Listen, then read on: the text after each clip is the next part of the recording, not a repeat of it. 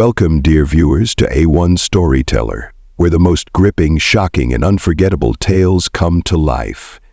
Tonight, we dive into a story that will leave you questioning justice, humanity, and the very fabric of society. A story so unbelievable you'll be on the edge of your seat from start to finish. This is the tale of a man wronged, a system broken, and a twist so insane it will haunt you long after the screen fades to black. Buckle up, because what you're about to hear is not just a story, it's a revelation. Michael. The camera pans out, revealing the title in bold, blood-red letters. Cops locked black man in cage for fun. What happened next is insane. It was a quiet evening in the small town of Willow Creek, a place where everyone knew everyone and nothing ever happened. Or so they thought. On the outskirts of town, a group of police officers, bored and looking for entertainment, decided to take matters into their own hands. Their target? Marcus Johnson, a 28-year-old black man who had just moved to town in search of a fresh start. Marcus was walking home from his shift at the local diner when the cops pulled him over. They claimed he fit the description of a suspect in a recent burglary, but Marcus knew better. He had seen the way they looked at him, like he didn't belong. Before he could protest, they handcuffed him and threw him into the back of their squad car. But this was no ordinary arrest. Instead of taking him to the station, they drove him to an abandoned warehouse on the edge of town. Inside, they had set up a makeshift cage, constructed from rusted metal and chain-link fencing. Marcus was thrown inside, the door slamming shut behind him. The officers laughed as they taunted him, calling him names and making jokes at his expense.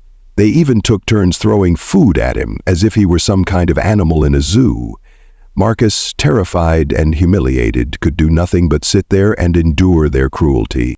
Hours turned into days, and Marcus began to lose hope. He had no food, no water, and no way to contact anyone for help. But just when he thought all was lost, something inside him snapped. He wasn't going to die in that cage. Not like this. Using every ounce of strength he had left, Marcus began to shake the bars of the cage, testing their weaknesses. The officers, confident in their makeshift prison, had left him unattended, assuming he was too weak to fight back. But they were wrong. With a final, desperate push, Marcus managed to bend one of the bars just enough to squeeze through. His body was bruised and bloodied, but he was free.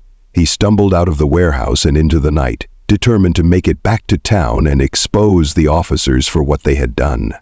Marcus's escape didn't go unnoticed. The officers, realizing their mistake, began a frantic search for him, desperate to cover up their crime. But Marcus was one step ahead. He made it back to town and immediately went to the local newspaper, where he told his story to a young reporter named Sarah.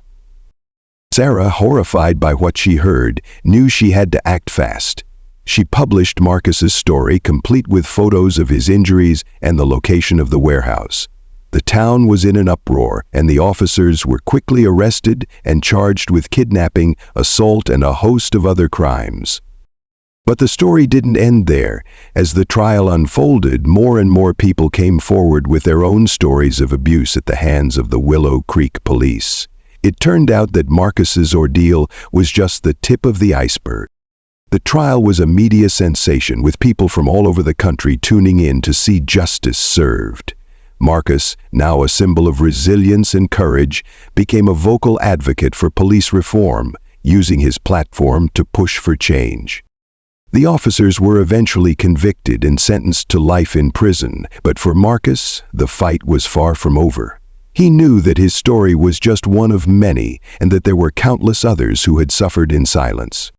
In the years that followed, Marcus worked tirelessly to bring about change, speaking at rallies, meeting with lawmakers, and even starting his own nonprofit organization dedicated to helping victims of police brutality.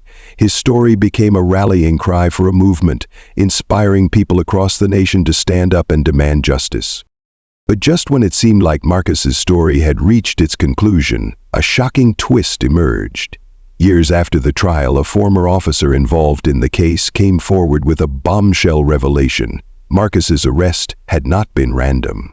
In fact, It had been part of a larger, more sinister plot. The officer revealed that Marcus had been targeted because of his activism. He had been speaking out against police brutality long before his arrest, and the officers had seen him as a threat. The cage, the abuse, the humiliation. It had all been a calculated attempt to silence him. The revelation sent shockwaves through the community, and Marcus found himself at the center of yet another media storm, but this time he was ready. He used the attention to further his cause, pushing for even greater reforms and holding those in power accountable. Marcus's story didn't just change his life, it changed the lives of countless others. His bravery and determination inspired a new generation of activists, and his nonprofit organization grew into a nationwide movement. But for Marcus, the most important thing was knowing that he had made a difference. He had faced unimaginable cruelty and come out the other side stronger, more determined, and more committed to the fight for justice. As he stood on the stage at a rally, looking out at the sea of faces before him, Marcus knew that his story was far from over. There was still work to be done, battles to be fought, and lives to be changed, and he was ready for whatever came next. The screen fades to black, and the spotlight returns to the leather-bound book. The deep, resonant voice speaks once more. And so, dear viewers, we come to the end of tonight's tale.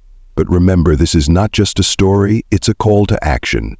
A reminder that even in the darkest of times, there is hope. That one person's courage can spark a movement, and that justice, though sometimes delayed, will always prevail. Thank you for joining us on A One Storyteller. If this story moved you, don't forget to like, share, and subscribe. Until next time, stay curious, stay brave, and keep seeking the truth.